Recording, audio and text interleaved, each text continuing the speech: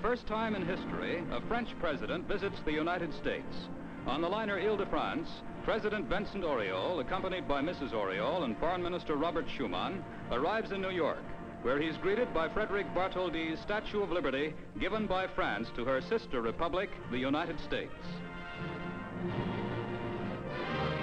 Auriol and his party hurry to Washington, where in Union Station they're welcomed by President and Mrs. Truman.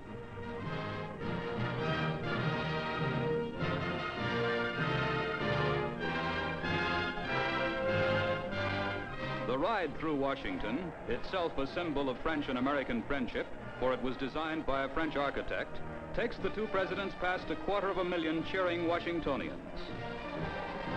Reviewing a parade in his honor, Auriol pledges that his country will continue to take her place beside America in the battle for liberty, just as she has since 1776.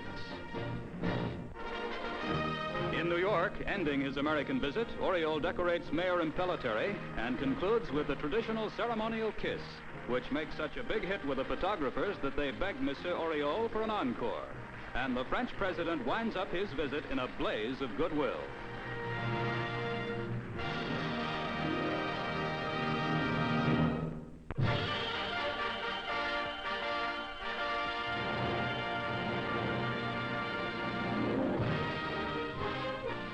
In Europe's uneasy spring, General Dwight D. Eisenhower, commander of the Atlantic-packed Army, is greeted by British staff officers as he inspects important elements of his newly formed defense force.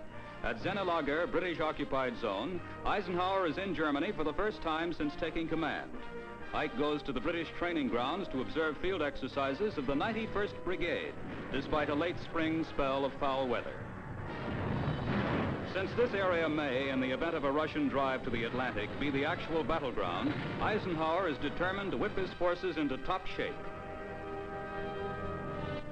He next flies to Koblenz, in the French-occupied zone of Germany, for conference with top French generals Chomel and Guillaume. The French 3rd Division, also part of Ike's new European army, goes into maneuvers.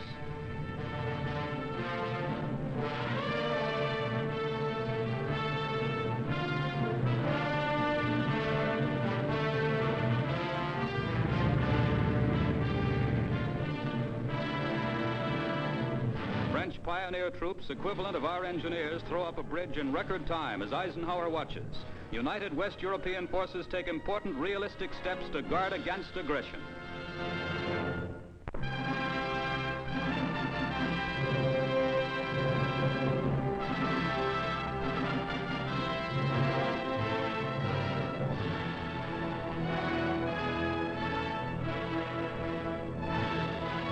An order by President Truman recalling General Douglas MacArthur from his command sets off one of the most dramatic and controversial news stories of the generation.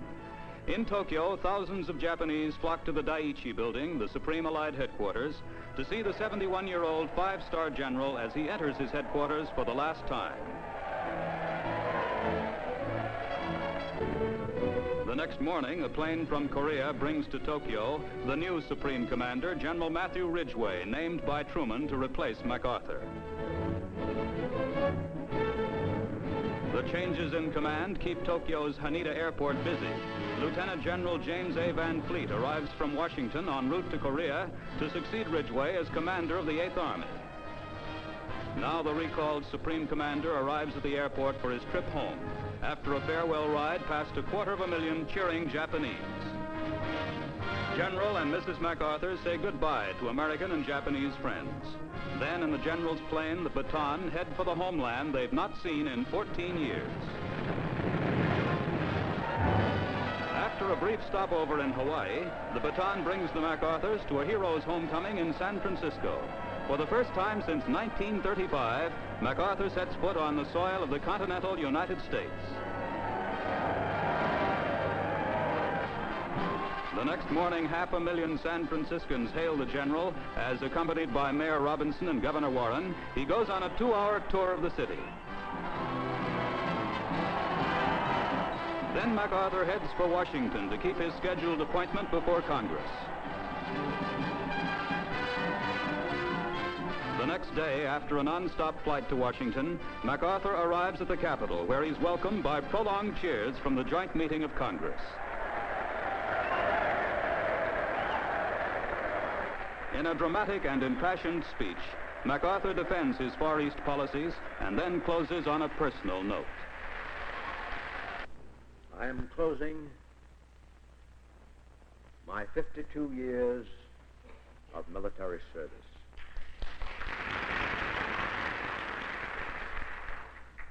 When I joined the Army, even before the turn of the century, it was the fulfillment of all my boyish hopes and dreams. The world has turned over many times since I took the oath on the plain at West Point, and the hopes and dreams have long since vanished. But I still remember the refrain of one of the most popular barrack ballads of that day, which proclaimed most proudly that old soldiers never die. They just fade away. And like the old soldier of that ballad, I now close my military career and just fade away. An old soldier who tried to do his duty as God gave him the light to see that duty. Goodbye.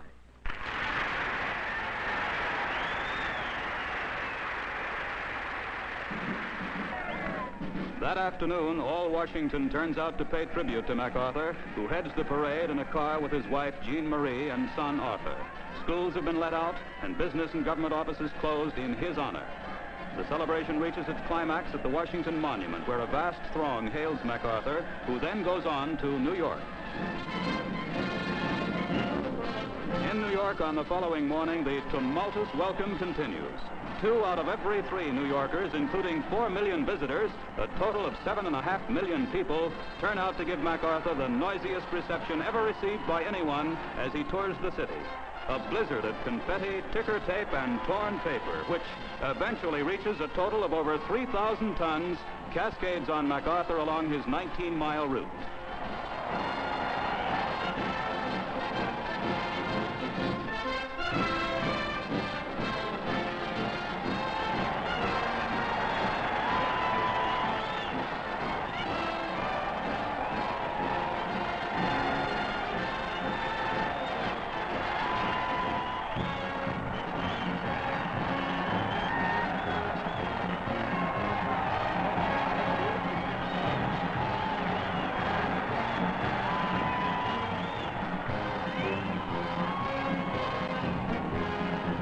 The parade turns uptown along 5th Avenue, where on each block an estimated 5,000 people are jammed shoulder to shoulder.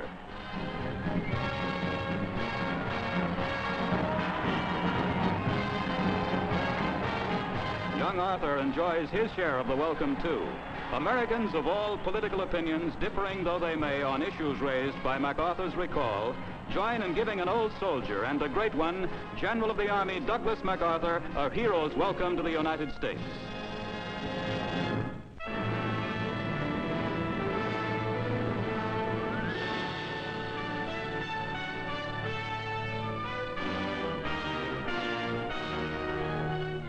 In these unassuming buildings at Chalk River, set in a corner of the Ontario bush country, some of Canada's top scientists are bombarding the atom in a $5 million atomic pile, the most powerful of its kind in the world.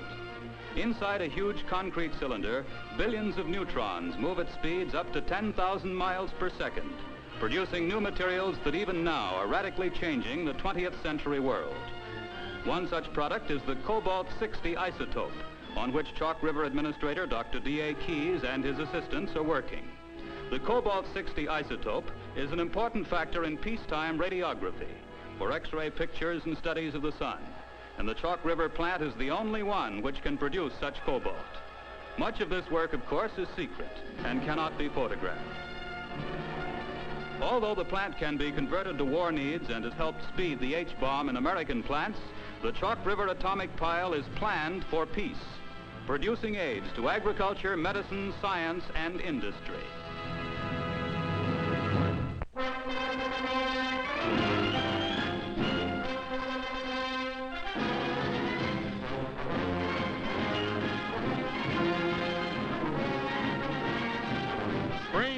surely here when the circus comes to town. The Ringling Brothers open with a star-studded benefit for the Heart Fund. Fulfilling everybody's secret ambition, Jack Dempsey joins the clowns for a night. And now Lou Jacob presents a compressed preview of his 1958 model car, small enough to solve any city parking problem.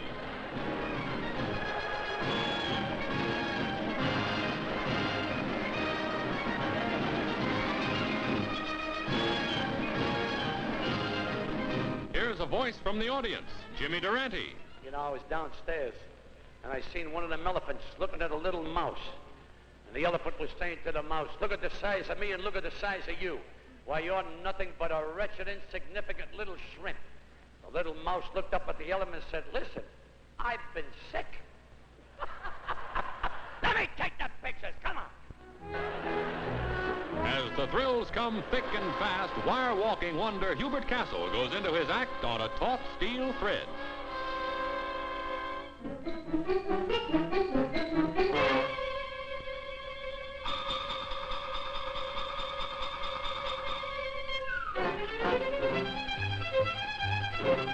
In a unique feat of balance, Leone startles the crowd on his swaying pole.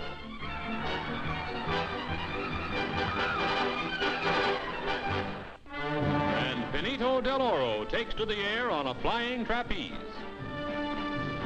The death-defying aerialists sail through the air. Thrilling kids, young and old, all over America, the prodigious, wonderful, and astounding circus is back.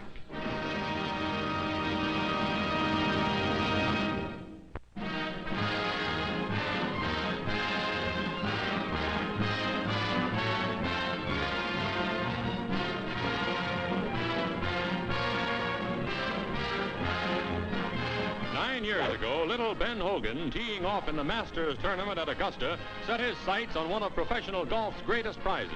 But Ben seems jinxed never to take the coveted Masters, as he loses a heartbreaking playoff against a near-record 280 score by Byron Nelson. Hogan's career seemed at its peak with his 1948 PGA victory over Mike Ternisa. Soon afterward, Hogan was almost fatally injured in an automobile accident. The brilliant skill with which he made shots like this over Ternisa's stymie seemed lost to golf forever. In the U.S. Open at Ardmore, Pennsylvania, a year following his accident, although doctors had predicted he would never walk again, Hogan gains a triple tie for first, outplaying a field of golfing's greatest. Now, with iron control, Hogan seeks the final playoff putt to win from Lloyd Mangum and George Fazio. Hogan's comeback is successful. And is Mrs. Hogan proud of the new U.S. Open champion? Hogan now has his eye on the Masters, the only major U.S. tournament he has never won. Starting out in the last round of the 1951 Masters, one stroke behind Ski Regal and Sammy Snead, Hogan thrills the crowd of 10,000 with powerful shots and brilliant putting. Meantime, Regal has come in with a 282. The crowd is tense. Can Hogan beat Regal? He has only to sink the next putt to win. And sink it he does for a winning 280, one stroke over the record. As Regal watches, Hogan is congratulated by Bobby Jones as he adds the Masters crown to a brilliant golf career.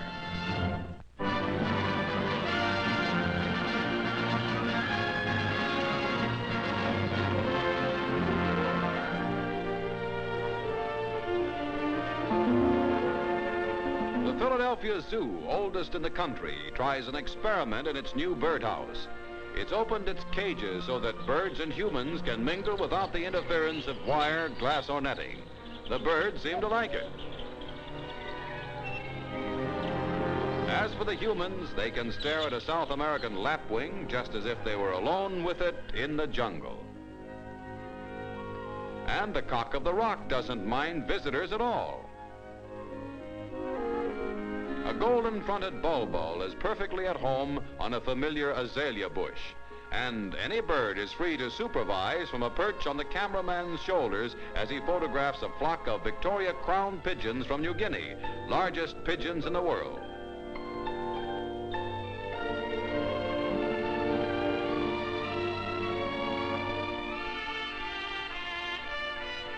This pair of rare Indian hornbills who have a 7-foot wing spread resemble the Brazilian toco toucans with their 8-inch beaks. Another of the 51 exotic species who mingle with tourists and sightseers is the motmot, common to Central America. One of the favorites is the American hummingbird, whose freewheeling maneuvering skill as he hovers over the Avery Pond surpasses that of a helicopter.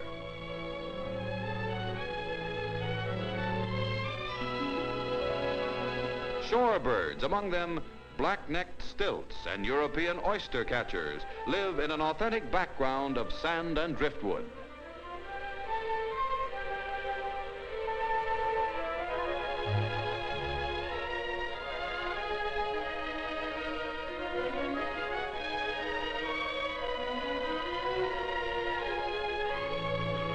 Oh, my, I'm tired. I've been on my feet all day.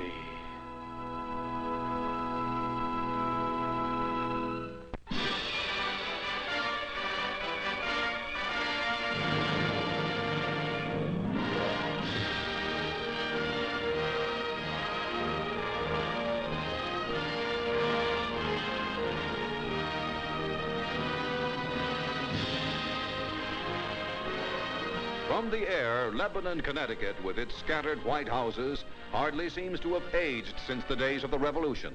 Its livestock in rock-walled pastures, its orderly barns, mark Lebanon, like many another American town, as a farming community. In some ways unchanged since the day Lebanon patriots left on foot to fight at Bunker Hill, Lebanon seems timeless. In other ways, the town is always growing with the restless energy of America. Much to its own surprise, Lebanon recently found itself the center of worldwide curiosity. For in the State Department's International Publications Division, artists and writers were at work on a pamphlet which in photographs and 51 foreign languages is telling people all over the world, even behind the Iron Curtain, about life in Lebanon, an American community in action. The Trumbull Library reaffirms Lebanon's connection with the past, a democratic past, founded, as America's fathers stated, on a belief in God, whether worshipped in a Baptist church, a simple synagogue, formerly a schoolhouse, whose rabbi is a Lebanon farmer, or a Catholic church built a few years ago in an historically Protestant area. In early times, Lebanon's religious life centered around the Congregational Meeting House, designed by a son of the famous Jonathan Trumbull, who was governor of Connecticut during the Revolution. From here, Governor Trumbull and his 4 sons participated in revolutionary activities from Boston to Valley Forge. A tunnel ran to the War Office, where with Washington, Jefferson, Franklin, Lafayette, and many others, they planned for America's freedom. With these democratic traditions forming a background of their lives, Lebanon's young people are conscious of their part in a world still fighting for freedom. With New England pride in craftsmanship, boys and girls alike learn to work with their hands. Such training is as much a part of education for their role in community life as geography or arithmetic or history. In their new elementary school, which replaces 7 one-room buildings scattered throughout the countryside, the younger children of Lebanon are discovering the international counterpart of the traditional New England town meeting. Through a United Nations session in miniature, they can see the selfishness of one nation threaten the harmony and order of the democratic process and the security of other nations.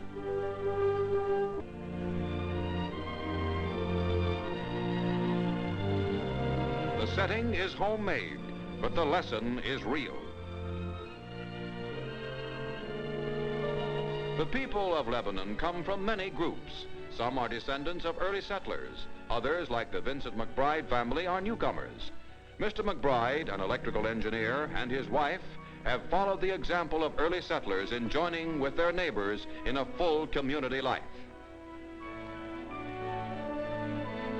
To a world beset by anxiety, Lebanon, with its balance of tradition and progress, stands as an example of democratic life.